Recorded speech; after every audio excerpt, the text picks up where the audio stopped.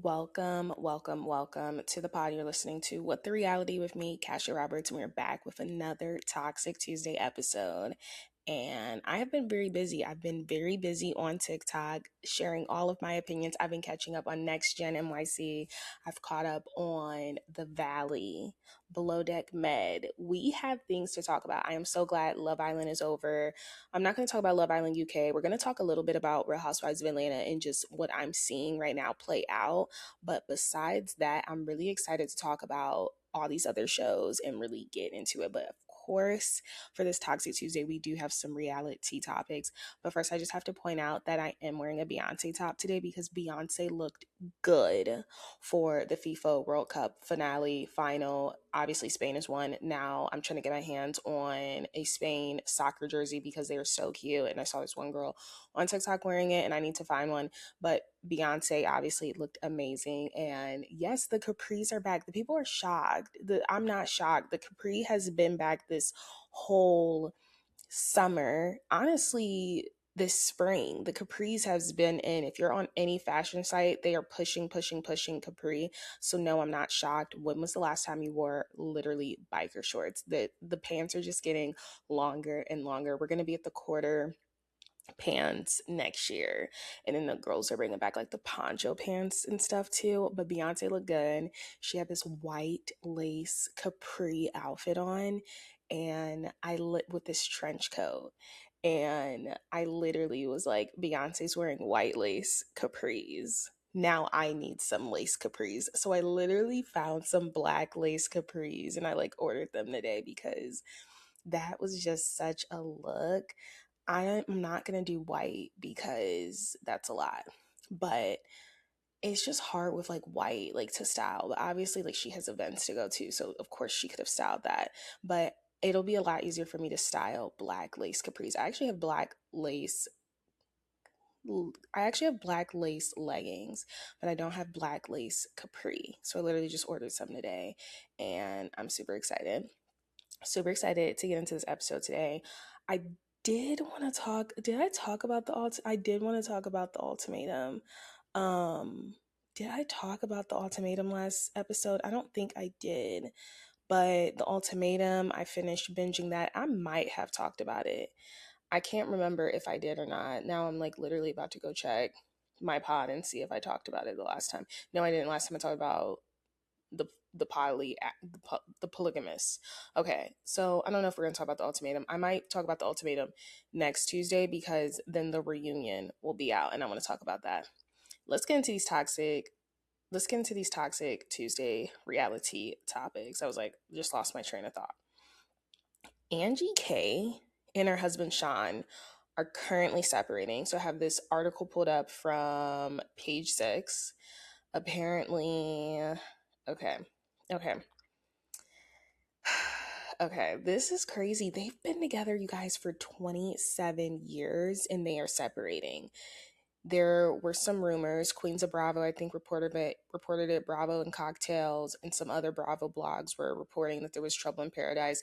And unfortunately, we were going to see a happy marriage played out on an upcoming season. But like, you know what I mean? Like any housewife, it could have been anything. I'm genuinely shocked they're separating because they've been together for 27 years. So the rumors initially was that he did cheat on her with someone at their salon. I don't know if this was a male or a female. The rumors are now being confirmed. It was a female stylist. So, okay. You remember seasons ago during their debut, there was rumors that he was gay. Okay. They've been married for 27 years. I just think it's because his head's bald. Like I don't think Shawn's gay. I don't think he's gay. Now him cheating on her with a stylist at their joint salon, that's a problem, right? So we have that rumor. Now the other rumor is that what stylist is it? Is it a man? Is it a female? So now it's being confirmed it was a female. So we can put the gay rumors to rest. There's no official statements. Obviously, page 6 is reporting this. What we do know is that Real Housewives of Salt Lake City has wrapped filming. So are we going to see any hint of trouble in paradise? Are they going to play this up? Page 6 also talked about how they just would have celebrated their 27th anniversary. Last year in 2025, it was in June. It was in like June 23rd. I skimmed the article. It was June 23rd, and they made a post, 26 years of hair story. It was a really cute post. This year, June 23rd, they did not make a post together. It's been pretty quiet all month long for them celebrating their anniversary. So they're saying there's been trouble in paradise for a minute. Now, what we are learning, well, we're not learning anything new, but what I will say, is it a possibility that they're separating because of the show, or are they separating because of Angie's ego, or are they separating because of the cheating? Page Six article does not mention any sort of affairs or cheating, because that's just been the word on the street. We don't know if it's officially made it to the blogs, but that is honestly the latest. Angie K, Shawn separated. I'm shocked out of all of the marriages on Salt Lake City. I always said I wouldn't be shocked if it was going to be Whitney and her husband Justin first, especially because like Whitney always like makes it seems like they're going through a tough time, and he's always like no, we're not. Like it's like actually fine. Like he's like, I'm here to support you. So I was like, oh my gosh, is Whitney gonna leave him? So we also do know that Angie K and Mary butt heads this season, and we also know that they butt heads last season. And Mary was like, Angie K, where's all this energy coming from? Like, where's all this hostility coming from? Was there trouble in paradise this whole time? Is that why Angie K, at least last season, came off a little bit more unlikable? What I will say is that you could even tell her daughter was kind of getting annoyed with the whole Greek act.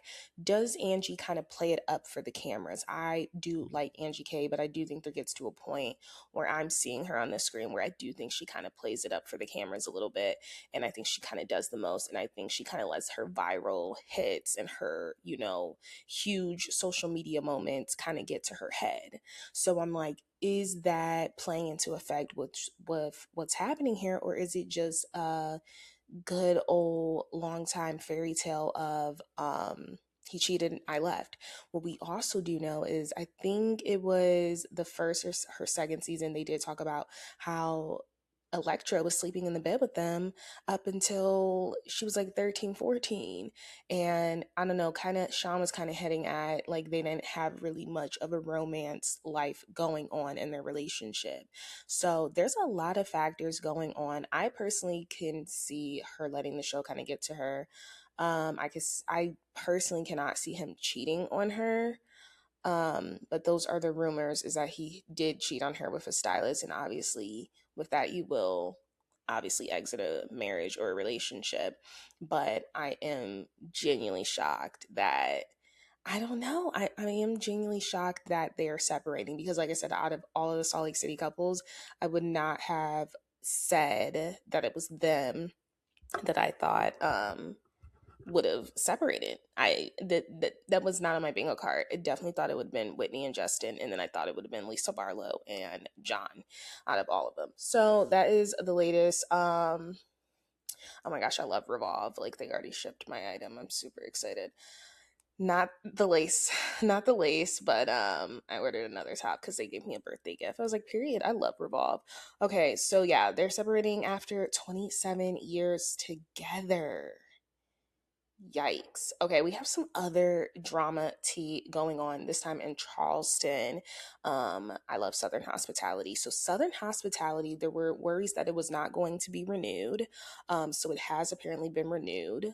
And it has been renewed, unfortunately, without Leva. So it looks like Leva will not be a part of the show. Most of the people do not even work at Republic anymore. We know Mia doesn't work there. We know Maddie is typically always DJing somewhere, so she's not there that often.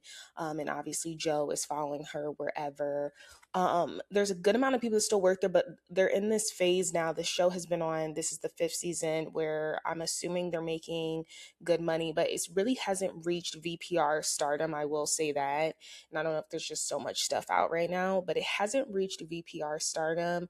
Hopefully it will, but they're all kind of branching out doing their own stuff. It's at a certain point where it's like none of these people really work here, right? Or if they do, it's what's her name, the annoying one, it's McKell's and Lake, right? So they work there for sure. We know that the blonde, the super gorgeous blonde. I'm spacing on her name. She doesn't work there. I don't know if Joe Bradley or Bradley works there anymore, because I know he has his workout business and stuff. But either way, there is this festering thing. So over the weekend, TJ took to his Instagram stories, or his Instagram, and actually made a official post. So this is something that cannot be deleted.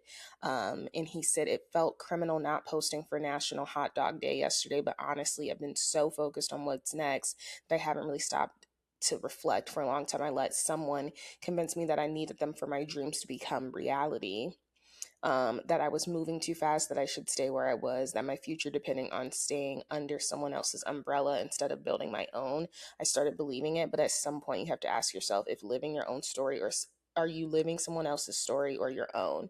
So I'm betting on myself at Sir Wiener's was never just about the hot dogs. It's proof that sometimes the biggest leap you can take is walking away from what feels comfortable and trusting yourself. Maybe I'll succeed, but every win, every mistake, every lesson will be mine. I finally stopped asking for permission and started believing I was enough all along. Charleston and Richmond, Sir Wiener's brick and mortars are happening. Stay tuned. They have unfollowed each other, Leva and TJ. Leva posted this on her Instagram. She said, not being liked by effing losers is usually a good sign. It wasn't a direct quote, but it was like a repost. You know how people be doing that.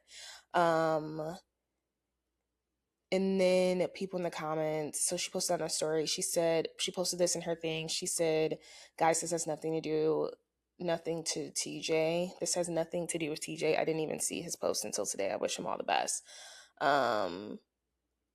She said she was very confused about his post, surely, but TJ works hard. I'm well aware that he is opening a brick and mortar and wish him the best. This is frankly super silly when all I have done is support him. Maybe this is a good publicity, though. So good in him. I actually, for a hot second, thought he can't possibly be talking about us, but I guess he is, which is very sad to me. P.S. TJ is not an effing loser. That's pretty mean. That kid works hard, so good on him. Is this hurtful and a false narrative? Absolutely, though, but it's kind of genius on his part. Let's beef. And then she said to keep myself sane when they do hurtful things like this. So we do know the people that were liking his stuff was Joe, Maddie, Mia, a bunch of people that obviously do not work there. Yeah, so it has been greenlit, and there's other shakeups coming up. I don't know who else has been cut from the show. I'm assuming, what's the homeboy name that's with Charlie from Southern Charm? Justin. I think Justin's going to be greenlit because they want to see Charlie and his relationship. They're still together, still very much in love. I am assuming anyone that works at Republic will not be on the show. So I don't know if Michaels and Lake are still going to be on there because they still work at Republic. I think what Bravo is doing is taking the group of people that we know succeed.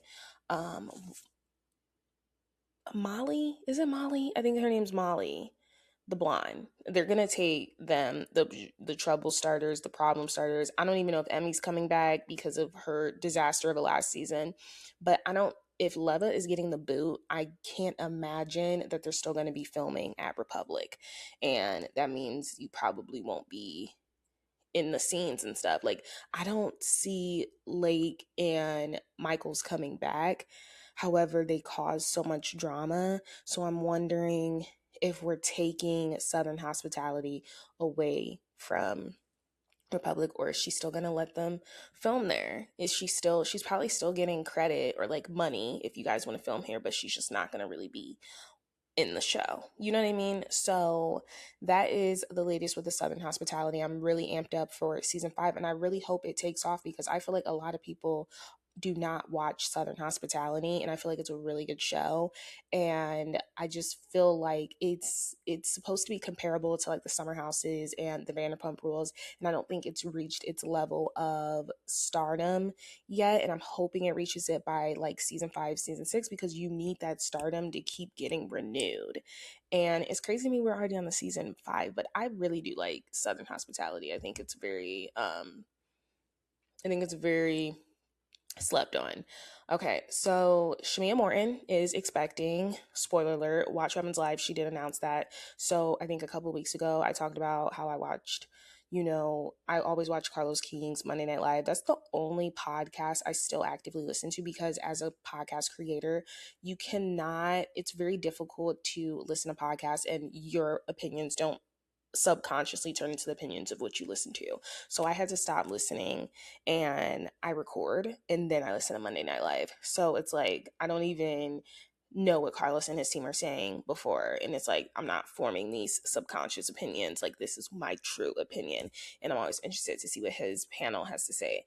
But I still follow up with a couple of people's podcasts, but I don't listen to them in terms of like pop culture. So on a recent episode, there was like 2 weeks ago, Claudia Jordan said somebody on the right side of the couch was currently expecting. So that obviously left us, K, Michelle, Shamea, and who else? Pinky. So a lot of people were assuming Pinky, because she had just went on Watch Heaven's Live and she had this dress on. And I was just like, dang, like I wouldn't be shocked if it was Pinky, because her and her man, like, they are some freaks. Like, they get it popping like constantly. And she was pregnant 3 years back to back to back. So I was like, dang, is it Pinky? And I don't like to talk about women's bodies, but it's like on Watch Evans Live, the dress was not flattering to her. But then I watched her on Cam Newton, his podcast, and I was like, I don't know if she looked pregnant. She looked the same. Like, it's just like, and she seemed fine. Like, she didn't look pregnant in the face. So I feel like you can always low key like tell in the face as well. Like, if someone's pregnant, at least if they're carrying a girl. So I was like, I don't think it's Pinky. So now I was like, oh my gosh, is it K Michelle? Because we know like she's trying to expand her family, but we know she still got that butt issue, the leakage and all that stuff. So I was like, dang, I hope it is Shamea, because we know she had like 1 or 2 eggs left and they're really trying for a boy. So she did announce on Watch Women's Live that she is pregnant. I haven't watched Watch Women's Live, so I clearly know she's pregnant via surrogate. I don't know if she's announced the sex, but I'm hoping that they finally get their boy so everyone can shut up about this man leaving her if she doesn't give him a boy. Like, I feel like even if she does give him a boy, they're going to be like, well, she had to, or he was going to leave her. I don't think that man was ever going to leave her. I think there's like some serious haters of Shamea Morton's lifestyle, and I think it's all these fans of Porsha, and it's so clear, and we're going to obviously get into that with this most recent episode, but I don't believe in the whole like this man was going to leave her if she didn't give him a son. I just think it was mind over matter, and I'm glad. I think this was like her last egg retrieval or something, embryo, and I'm really glad that she was able to have a child from this embryo. So that is my 2 cents on that. Congratulations to Shamea Morton. But I also said it was not right that Claudia announced that, because I just feel like that's not your place to even announce that. And yeah, I mean, you had us all guessing, and you all sent us towards Pinky Cole. So I guess like she didn't really spoil anything. But the thing is, if this is now that we know it was Shamea, I don't know, it kind of makes me look at Claudia Jordan a little differently. And I've been enjoying her on Monday Night Live, but it makes me look at her differently, because I'm just like, why would you try to spoil this? And Shamea and Gerald have been having issues trying to conceive. So why would you even try to spoil it? It seems as though this pregnancy has far long enough, at least for Shamea. I feel like for her to even announce it on Watch Women's Live, which is good, but I'm just saying, like, for you to even announce it knowing that it is Shamea, because she knew who it was. I don't know. I'm like, Claudia, please go get a hobby. Like, why are we doing that? And I don't know. I like Claudia. I like her a lot more now on Monday Night Live than I did on Real Housewives of Atlanta. But I just think that was very tacky to do and to announce. Kardashians, they Grandma MJ passed away over, I don't think she passed away over the weekend. I think she passed away probably in May, but they're finally like announcing it. But then there was also this other story that came in for the Kardashians. Oh, she passed away, I think she was 91. There's this other story for the Kardashians that they lost their long-term bodyguard in a car crash. So they've had like just double bad news back to back to back. Yes, longtime Kardashian Jenner family bodyguard Mason Hayes died at age 52 in a fatal motorcycle crash in Hampshire, England, during 4th of July weekend. So it was on July 4th. Haynes, a former, so was he still he also worked alongside celebrities like Lewis Hamilton, Kevin Hart, and Charlie Puth. Wow. And the thing is, he literally passed away just before his 53rd birthday. So that's really sad. So that I was just saying it was like a double bad news. Oh, and he protected David Beckham as well. So that's really sad. Very sad. And then I want to talk about, I mean, it is reality. So there is obviously this outbreak of the veggies and the fruits. And if you are a healthy person like myself, if you are someone that genuinely relies on your fruit salads, your salads in general, like what am I about to pack for lunch? I'm about to literally make a soup tonight. If you are someone that's like reliant on that, it's like, what can you trust? What can you eat? So now there was a source of the outbreak that was causing explosive TMI diarrhea. It was by Taylor Farms. Taylor Farms is a lettuce producer, iceberg specifically, but a vegetable producer for a lot of grocery outlets, including and restaurants, including Taco Bell, Chipotle. Um, what else was on the list? Trader Joe's, Walmart, Whole Foods. Whole Foods that be charging all that money. That was the real tea. They basically said one of their lettuces, their iceberg lettuce, test positive for the parasite, which is called like cyclospora. I don't know how to pronounce it. So it basically was tested positive. Now the FDA and Taylor Farms just released a statement saying it was a false positive. Because Twitter does what it does, they were like, now something ain't right in the buttermilk, something ain't right in the iceberg. They did their due diligence and basically found that Taylor Farms CEO has literally donated over $1 million to the Trump administration, the MAGA fund, all of that stuff. And they're saying this quick turnaround is something that's very suspicious because Taylor Farms was very quick once their lettuce was tested positive to basically issue an apology and like, please be safe out there. And now they're saying it was a false positive and the FDA issued them an apology. It was just a very quick turnaround of events. I personally still wouldn't be eating anything Taylor Farms produced. Like, even if it was a false positive or not, I would have just took that on the chin as a inspiring PR person. Like, I wouldn't have even released another statement because it's like, now that people are doing digging, they're like, did you just butter up to Trump to basically get your name cleared or for it to become a false positive? We don't trust the FDA, right? The FDA is being funded by who? Like, it's just like there's so much weirdness going on. So we had that going on. Obviously, I'm based in Cleveland. So we had the freaking wildfires going on over the weekend from Canada. It looked insane on Thursday and Friday. Like, I literally had my COVID mask on. This air was not for me, for the folks. You definitely needed to be wearing a mask. My sister's in California right now, and their air is actually fine for once, because like California, they stay with a wildfire. But I'm just like, this is literally a depiction of what it's like living in the Trump administration. The food is bad, the gas prices are atrocious, you can't see in the air, and on top of that, he did some national address on Thursday that I'm telling you, if you don't have cable TV or if you don't have streaming devices with ads or if you're not logging into your Apple News Daily, which I need to get into the habit of doing, I didn't even know this address was happening, but him claiming propaganda and claiming that the 2020 election was rigged, talking about something from 6 years ago and basically saying if the election results in November are not what he wants, best believe he's going to be winning regardless. So it's just like him saying because he lost in 2020, it's not possible.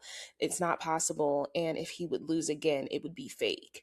And basically trying to discourage people from getting out and to vote because he's saying I'm going to win regardless because he's going to rig it. I mean, it was rigged, obviously, for 2025. I still believe that. Or the 2024 election was definitely rigged.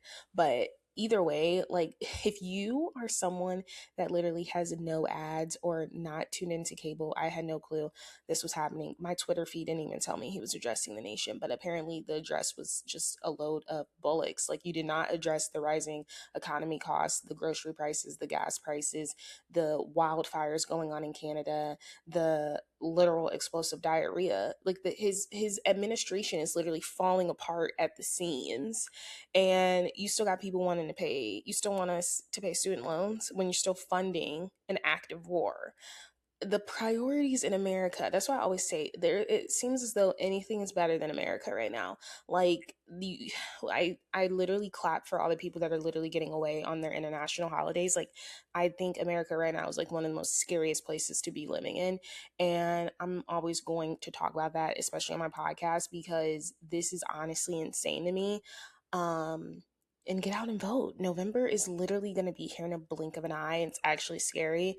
Obviously, it's July, but definitely get out and vote. If you're moving, if you moved, you need to register and vote. And we need to vote in those November elections, because when we do vote in those November elections, some stuff is really going to turn around. Because believe it or not, you can look at Twitter, social media. The general consensus of America is that they hate Trump right now because of how expensive everything is. Nothing is affordable, right? Like healthcare, like all of this stuff, accessible things, your daily needs, it's not affordable. So whether you are looking at the Twitter, oh my gosh, his engagement, his likes, he's getting a lot, obviously bots, first of all. And then second of all, the general consensus of people are not happy. I'm even talking about the folks in the South, because it's expensive. It's expensive still. It's expensive to grocery shop, and it's expensive to pump gas in your car, and it's expensive to take a domestic flight to the next state over. You're better off driving. But then once you're driving, you're paying as much to fill up your car. So that is the latest with everything Taylor Farms. I still probably won't be eating any produce for you. That's why I'm about to make this chicken soup. Tonight, I can't even pack a salad for work because I don't trust it. I still don't trust it. Like, I just don't even think they should have even backpedaled with a statement. Other than that, let's get into Real Housewives of Atlanta. Honestly, started at such a good high of a season. I still think season 16 is better than this current season, because K Michelle has flopped majorly for me. Angela, I've kind of seen her and the strike she has in her, and I just wouldn't trust her as far as I could throw her.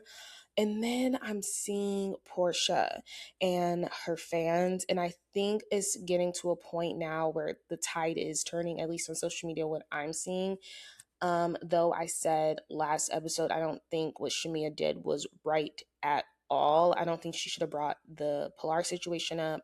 And now all of a sudden, Porsha's saying she's trying to get clout off of her daughter. Porsha is dumb as rocks. Like, she's just dumb. Like, it's like, why would I be trying to get clout over your daughter? Like, girl, what? I don't know. Porsha just be saying stuff, and then she's saying that Shamea is trying to destiny swap with her. Why would I want to be in your situation when I'm living like this? Porsha, let's not be dense, but that's what Porsha does. Like, I don't know. I like Porsha. However, she's not a smart person. And I just feel like she's just pulling stuff out of her ass. Like, you're lying on people, and you're lying about who people are sleeping with. You can't do that. And it's like, and then you want to be like, to talk about moms is so low, but you've literally lied about Candy in the whole situation from season 9. You know what? We're going to talk about it. I'm one of those people, when Phaedra came back, I was like, we can't keep talking about it, okay? But obviously I've changed my mind, because the line is always moving. In the words of Candace Diller Bassett, the line is always literally moving. So now we're going to talk about it.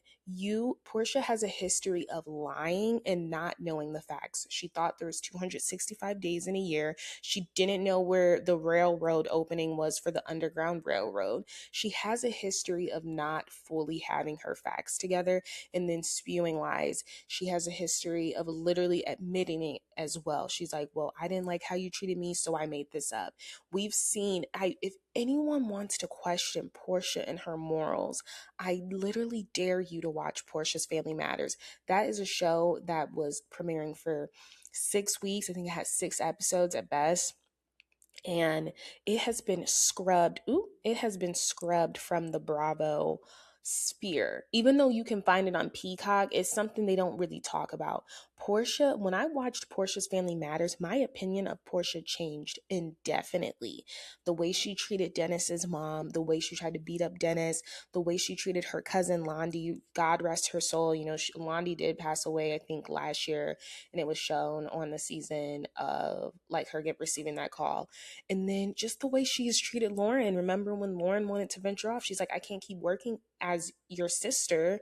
And as your I can't be your sister working as your assistant. We saw the way she was treating Lauren. If Lauren even wanted to flirt with the temptation of having her own life, we kind of see how Porsha is. Porsha, in her reality, she is the star, and you have to be the background player. If you want to be the star, you cannot be on Porsha's show. You have to get your own show, and Porsha can't even show up in a supporting role to you. Remember what she said to Shamea last season? She was like, they would have to pay me more for us to be actual friends on camera.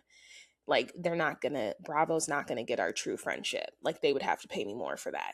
Like, Porsha is very hip to it, and I don't think she is a mean person, but I think Porsha has drunk the peach juice. You know, she is the HPIC in charge. You know, she is the Nene Leakes of the show. She is the Giselle Bryan. She's the Kyle Richards now, and she is really being molded into the head peach in charge. And I think she's ultra aware of that position on the show, and she is manipulating these women. And I always say, Andy Cohen loves him some Kyle Richards, because if Kyle Richards do not want you on a show, you will not be on a show. I think that is the only person that has some sort of control in production room with Andy Cohen.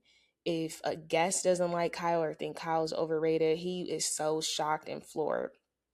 People say Vicky, people say Teresa Giudice, people say Nene Leakes. We've seen him put all of those women on pause or back away. I used to say Kenya Moore. Like, I thought he loved Kenya Moore until this girl has still been on pause. There is something about Kyle Richards, and I think he is positioning Porsha Williams to be kind of that. And I think we kind of do need a Candy Burruss back on the show, because we need them to kind of wake up. The women's true allegiance to Porsha, I understand it because she's been here longer, and Kelly clocked it. She's been here longer, but it's so clear the group of women are taking on the problem of Porsha and Shamea.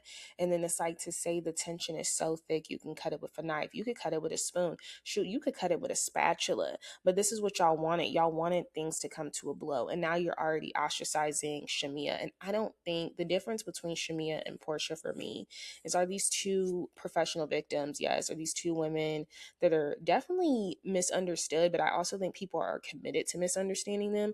But the difference is, I don't think Shamea really has a bad bone in her body. I think this is a true nice person. I can't say the same about Porsha Williams, and I hate that I can't say the same, because I do like Porsha. But when I look at like individuals on a spectrum, and I'm like, this is like, I genuinely feel like Porsha is threatened by people being overly successful than her, especially if you are her friend. Like, I think she wants you to remain at a certain level.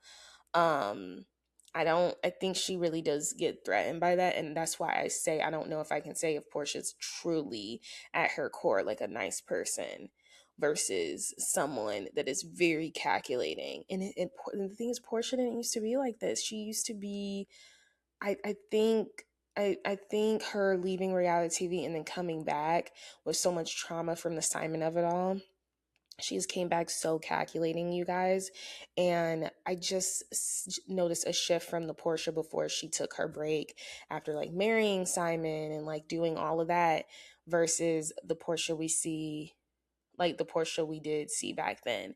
Like, the Porsha back then, I think, was a very naive and really believed the best in people. And now this Porsha, or I'm waiting to see the real Porsha. All I'm seeing is this Porsha that's playing a game, a very checkmate game. And I'm just like, girl, do you it is very sad to me because it's like I'm watching Porsha just become this chess player and she's not really herself. And I think because she's given so much of herself to the show, granted, I think she's like, the show doesn't really deserve to see that from me. Shamea gets to the celebration of Phaedra at the nightclub, and the ladies literally are the lapdogs now. The lapdog you said that Shamea has been this whole time. They literally follow Porsha outside of that club, and now Angela and K Michelle are posting on threads and Twitter because the tide is shifting. Though we don't agree with how Shamea brought up the mothers and Pilar, the tide is shifting and we're all seeing such a clear allegiance to Porsha and such a clear gang up on Shamea that people are speaking out about it. So now I feel like Angela and K Michelle are two people that cannot get off of Twitter and that are honestly very much so affected by what the fans say. I Angela said she stayed for the whole performance, but she said lying sounds better. And then K Michelle also says like no one was putting you down. I don't know. I'm just like, can we just save this for the reunion? It's really hard for me to keep up when the Peaches are this active, especially on Twitter. Like I'm not used to them being this active on Twitter. Like they're coming up on my For You page now on Twitter. So I don't know. I'm just like the tide is shifting, and I'm really glad that you guys can say what you want about Kelly. I mean, Kelly. Kelly's great fall from grace is very steep. It's very steep. It's rocky. Kelly was just in the news by TMZ because her assets and her checks are now being seized from the government or from the government, from the banks or whatever, because I guess she took out some loan. And I don't even know if it was a loan. It was some business deal. I might just pull it up because let's see what's happening. Kelly's fall from grace has honestly been really sad because obviously she came on the show like, oh my gosh, she had it all. She had the stylist that was styling her well because this new stylist is not. And I'm just like, girl, you can fire this stylist. This stylist is not know your body type. What is her name? Kelly. Let me see. There's like, yeah, it's really sad what's going on. Kelly Farrell, this stylist, she needs to literally fire. Okay, so Real Housewives of Atlanta star Kelly Potter bank accounts at risk over 217K debt. I want to go to the TMZ. So the Real Housewives of Atlanta star Kelly is close to having her wages seized over an unpaid six-figure debt. According to new legal documents obtained by TMZ, a company called ARF Financial sued Kelly in her restaurant Nana's Chicken and Waffles in 2025. She failed to respond to the suit, and default judgment has entered against her in the amount of 217K, which grows with interest every day. Kelly's creditor is firing off subpoenas to various banks to see if the Real Housewives of Atlanta star has any money in accounts to seize. A rep for Kelly tells TMZ this matter stems from a business loan that Kelly and her ex-husband obtained over 5 years ago while married. The rep claimed that the matter was addressed during the divorce proceedings, where Kelly argued Mark should be responsible for the debt. He denied her claims. We are confident that this legal matter will be rightfully resolved, but as of now, Kelly hasn't been officially served. So she hasn't been officially served, but she is at risk. And it's just honestly a mess because Kelly came onto the show like this cute little petite thing, gifting her daughter, which I thought was honestly pretty obnoxious, but it's like, dang, this girl got money. It was like 18 designer bags, like a Chanel bag, like a Prada bag, like they were cute bags too, but they were like small. So it was like Bottega Veneta, and it's like this stuff really added up. You could have just did the 18 Coach bags. There's one thing I will say, besides me wanting like a Prada bag and a Dior saddle purse, the I want a classic Prada bag and a Dior saddle bar, but that can wait, right? Like I'm fine with that waiting. A Birkin, like the bags that people are getting Chanel, that is not worth it to me. That has never been worth it to me. That is excessive, right? And that's if you just have money to spend. And Kelly, you don't have the money to spend, clearly. So you come onto this show, you're showing this bigger than your quite literal height lifestyle. We know you are the chicken and waffle queen. I'm assuming your waffle business is bringing in income. We learned this season you're only bringing in 70K from the main location. The other location, which is now closed, Silver Springs, was only bringing in 50K, 15K a month. Now, what we do know, 70K a month for a chicken and waffle business might sound good, but guys, she has to make salary or like payroll. She has to pay the mortgage. She is not even paying herself from the chicken and waffles, I'm sure. And then you got a 15K on top of that. So in total, you're probably making 100K. How much of that is she spending on herself? Hair, makeup. She said her hair, her makeup, just personal alone. And then she has her own stuff, her own mortgage. She has 4 daughters. And then you over here worried about getting new teeth. I like Kelly. However, the priorities are effed up. Kelly, though, has been the only one on the Real Housewives of Atlanta cast that has remained truly a friend to Shamea. And I say that with a grain of salt because I would say even Pinky. Pinky's been really good at maneuvering both sides. But I mean, in terms of just a true straight friend, not even trying to see the other side, has been Kelly. And I like how Kelly was like, I told her to stop apologizing because I think we're all at our wits' end. Like, you don't need to be apologizing this much, Shamea. It is not that deep. You can pull Porsha to the side, but Porsha is very good at this now. She is not trying to talk about this on camera. I made some post.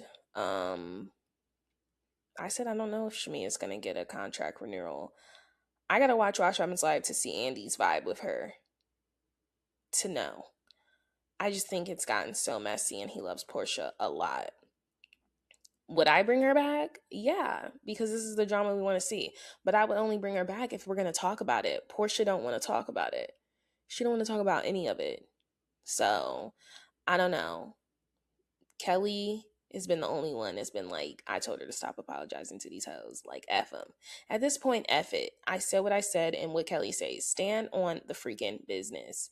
Even K Michelle. Porsha's over here like, if you really wanted to, make amends with me, we could have done it on this trip.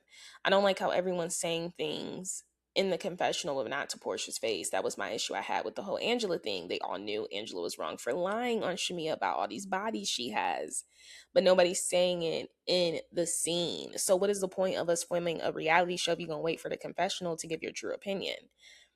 K Michelle's like, you was not on this Scotland trip, or in the words of Porsha, they in Switzerland. You was not in this Scotland trip to make amends with Shamea Morton. You were not.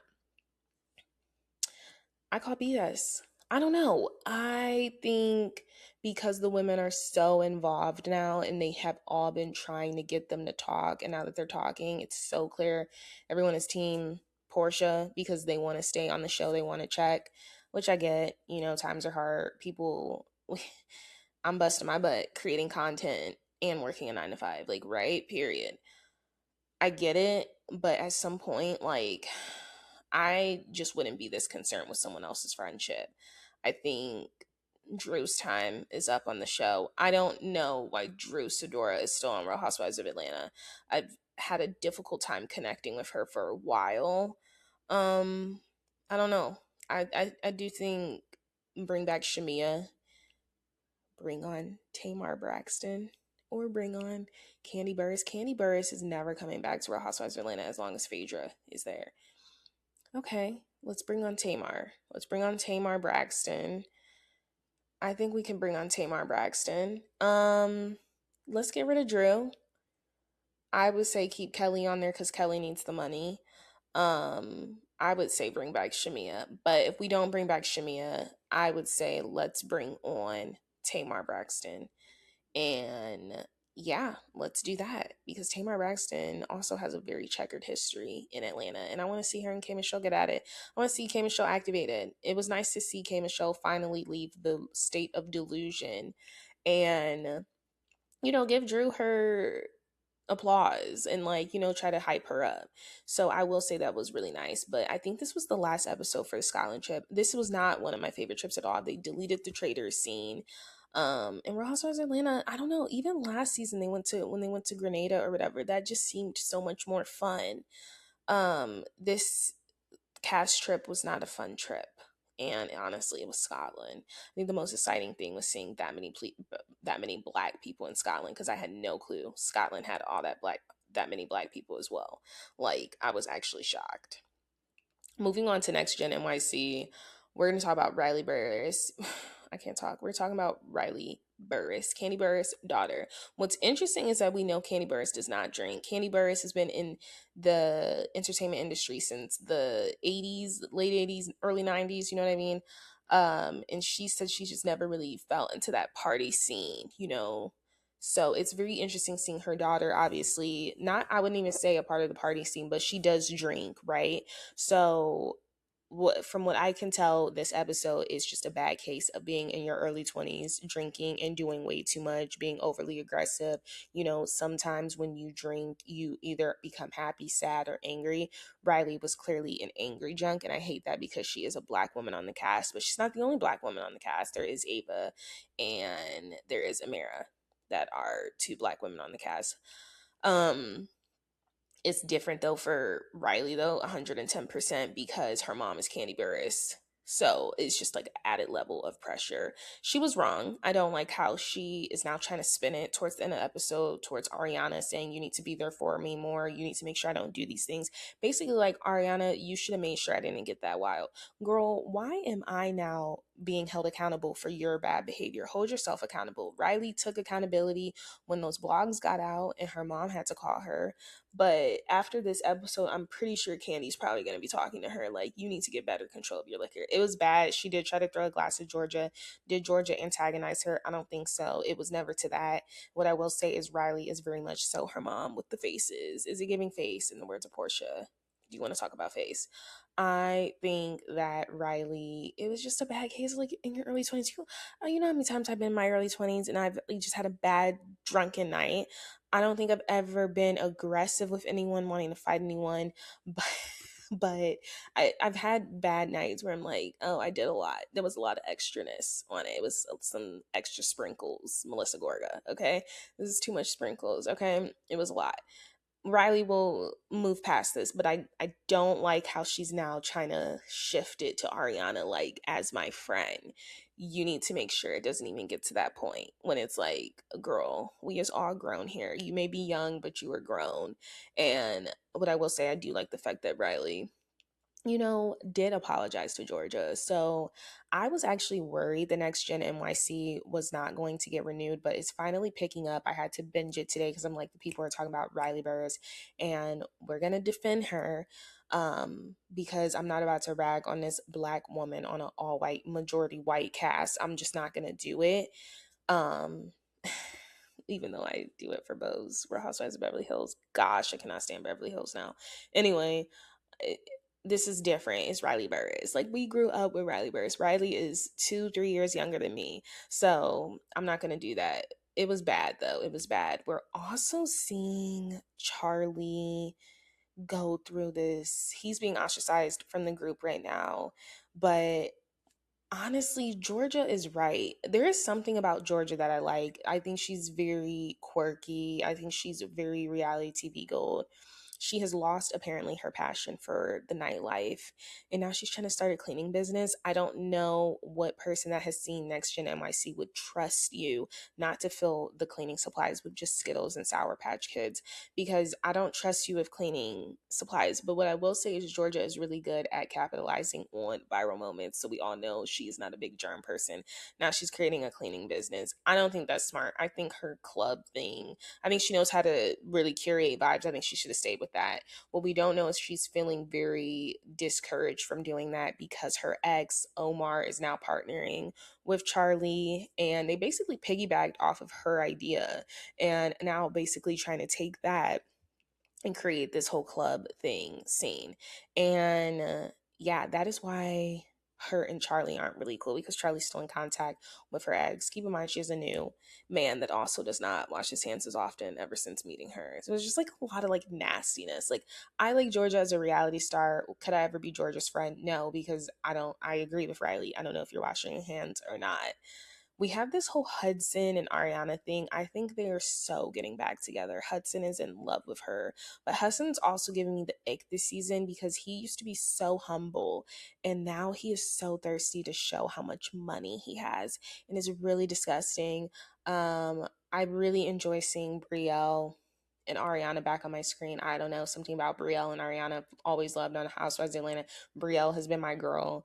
I'm very interested if they're doing a next gen Atlanta. I know they're doing a next gen LA, but I do think they should be doing a next gen Atlanta.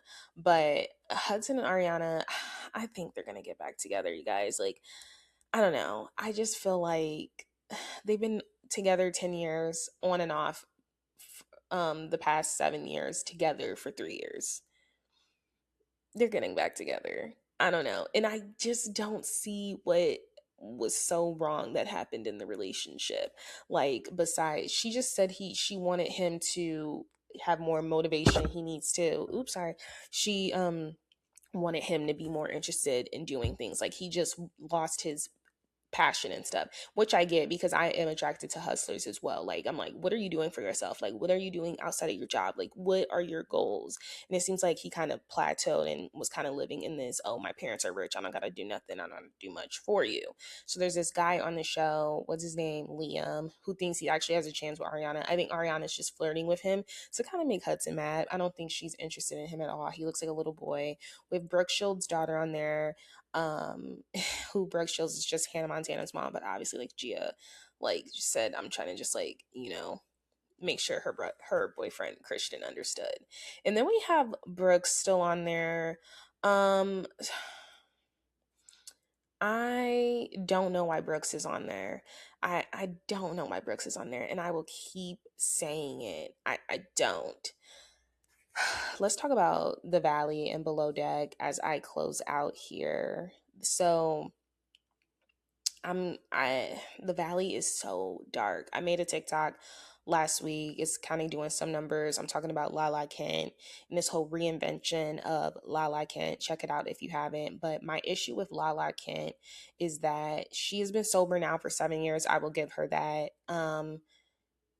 Almost a decade. My issue with her, and I relate it to superly focused Christian people, it's like when you find God, when you put the liquor down, you overly judge the people around you. Danny is a bad drunk, but honestly, Danny just might be a crappy guy. And you know what? That is not on me. That is on his wife if she wants to deal with that. Lala has now become the poster child of holding anyone accountable with a liquor problem accountable. And I'm like, don't they teach you in double A or triple A that you're not everyone's sponsor? So I don't understand why she is running with this. And what I'm really disgusted with this season is Janet's clear target and attack of trying to compare Danny to the man that allegedly sexually harassed or assaulted her, because she's very aloof with the details. We still don't know what happened there. She is just now pulling up a story saying, this happened to me when I was younger, and this is why I'm so activated against Danny, because he touched Jasmine on her wife, Melissa, or whatever, in an inappropriate way. I get it was inappropriate, but I'm very confused what's going on with the Valley. Did we not move past this last season? Why do the people keep bringing it up? Danny is over here saying, I can't even get drunk around you. I feel uncomfortable around you, Michelle, all of this stuff. I just want to know, Janet, are you as triggered by Danny as you are going to be now by Dr. Dre, who Michelle is dating, which is so random because that's actually not the flex. But for them to kind of, now that she's told Lala this information, Michelle this information, and now Jesse this information, Janet is like so emotionally manipulative, and I'm genuinely shocked that out of that whole cast, Ariana Madix has said multiple times that she's friends with Janet, Kristen, and I think she said, obviously, I think she said Jasmine or something on that cast, but I'm shocked she says Janet. But yeah, now Lala, she don't have nothing going on for her. So now her whole role on this season is to hold Danny accountable. I kind of want Danny and Nia to leave because they do have a lot to hide.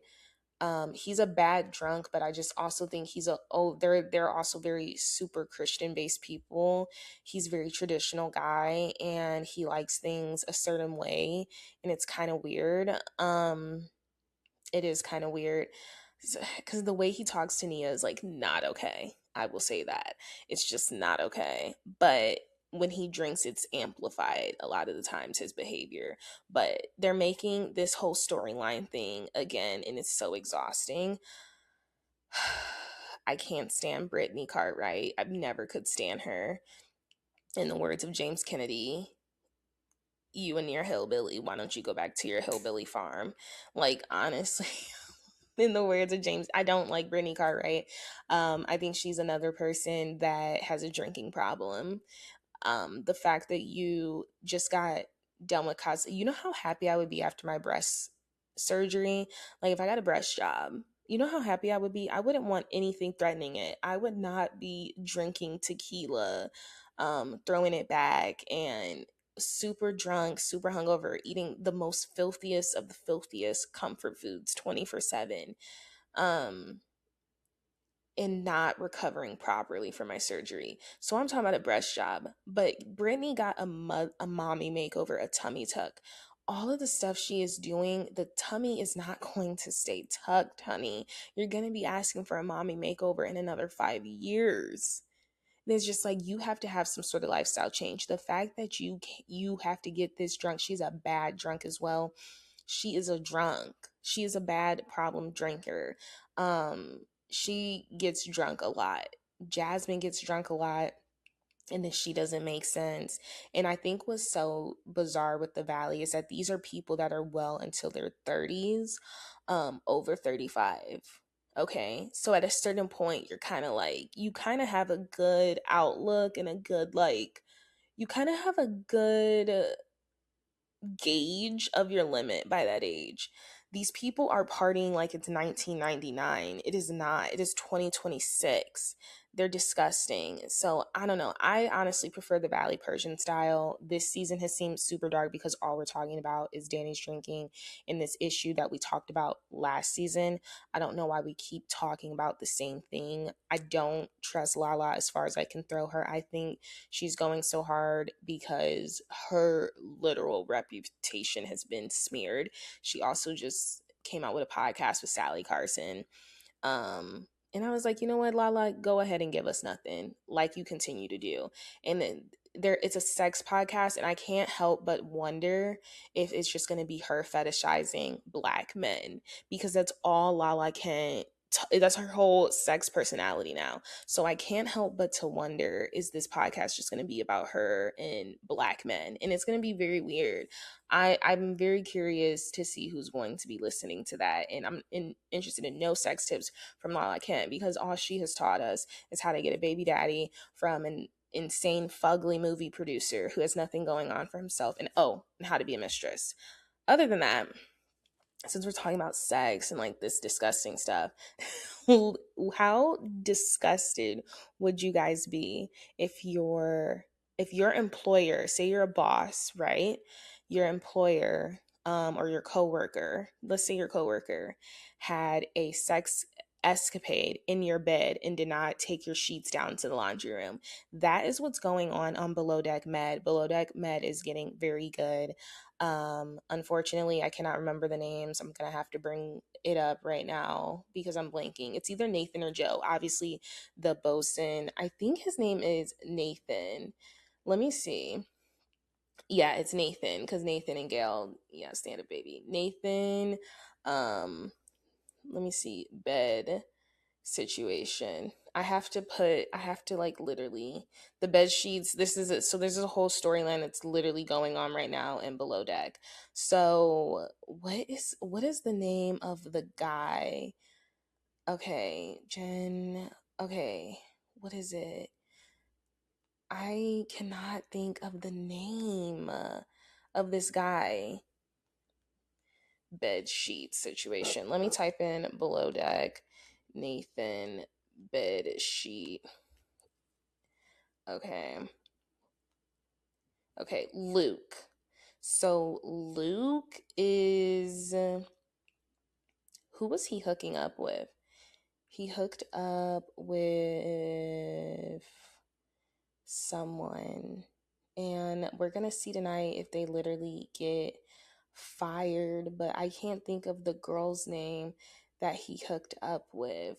So basically, Nathan literally, we're just saying Nathan found out through Joe because him and Joe are good, which I'm glad they're good because like obviously you know your friend's like a dirty whatever he did to what was her name last season was Victoria or Vicky or whatever. What he did to her was foul. It was like your friend, he just found out his mom has breast cancer. I just think Nathan, let's table it. Let's table the heated discussion and he wasn't trying to make him the lead deckhand when it's clear that Joe was your best lead deckhand, right? Let's table it. Let's put your emotions aside and let's just support your friend and y'all trying to figure it out. I get it.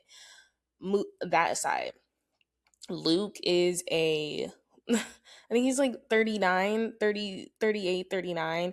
He is the oldest person on that boat and he has hooked up with this girl on the boat. He was in a love triangle with Jen and this other girl that literally has issues. Is going to drive me insane if I cannot get her name.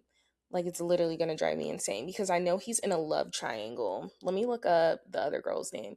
Luke Below Deck love triangle. Jen, and then what's the other girl's name? Joy. So the girl's name is Jen. That is the girl that is a what is it? She works under Aisha. Guys, like, oh my gosh, I'm getting all my boat terms mixed up. So Luke is in a love triangle now, currently with Jen and Joy. Joy is a chef and Jen is a stewardess, or yeah, a stew, whatever.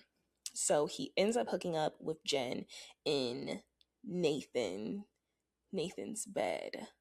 Okay. They hook up in his bed first and then she's sleeping in the bed down because this is a tall guy. This is a tall, big man. She ends up sleeping in Nathan's bed. Nathan is not there because Nathan can go home. So, which I do love that he has a newborn with Gail. We know Gail from past seasons. They finally got back together. They got a son.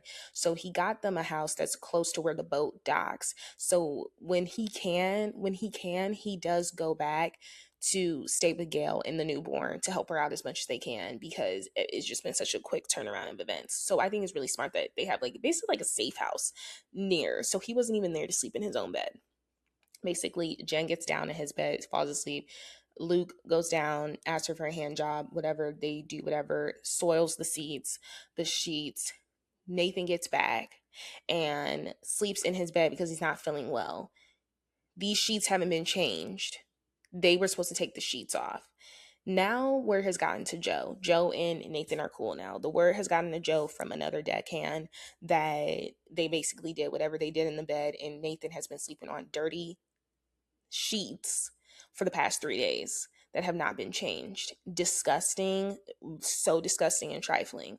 So now Nathan has went to Captain Sandy and said, basically, I've been sleeping in these dirty sheets. And I think he's going to try to get Luke fired. And you know what? I would personally be trying to get you fired as well because this is like actually filthy and disgusting and not okay. I would be trying to get you fired too, especially if you are working under me. That is the most ultimate sign of disrespect. Luke has still not said sorry. He just said, my bad. Like, I know. Like, it is actually disgusting. You were 38. He was the oldest MFer on this boat. And the fact that you have your boss, someone that you work for, sleeping in your dirty sheets and you haven't said nothing. You didn't even want to change the sheets. It is disgusting. It is foul. I think Nathan thought it was funny at first. He was like, no way. But now he is seeing no remorse. After Luke saw his reaction, I think Luke was like, oh, okay, like everything's okay. Like he still didn't take any responsibility. So I think after seeing his reaction to that, now Nathan has went to Captain Sandy and we're going to see what happens because from Captain Sandy's reaction, she's like, I'm not going to lie, that's effed up. Like she's like, that's actually really disgusting because this is like a hygiene thing. Like this is like you are sleeping in someone where they literally Like, what? No, this is not okay. And I would not be shocked if they both get fired. I don't like Jen anyway. She has only kid syndrome where she thinks she's in competition with everyone, and it's just like, girl, you was the only kid. I could see if you was the youngest, but why do you have the youngest child syndrome as an only kid? You had all the attention growing up. So I don't like Jen either. I think they both should be fired because that is honestly foul. But that is everything that is going on for this Toxic Tuesday. We talked about a lot. Next episode, I'm really excited to talk about the ultimatum once I watch this reunion. If you guys have not, make sure you watch Netflix The Ultimatum. I actually finished The Bear finally. Really good. And then, yeah, Love Island UK is ending the 29th, I believe. So we have like 9 more days of that. So I don't know if I'm going to talk about Love Island UK and stuff. I'm Love Island out. But thank you so much for listening. Until the next time. And I will see you guys soon.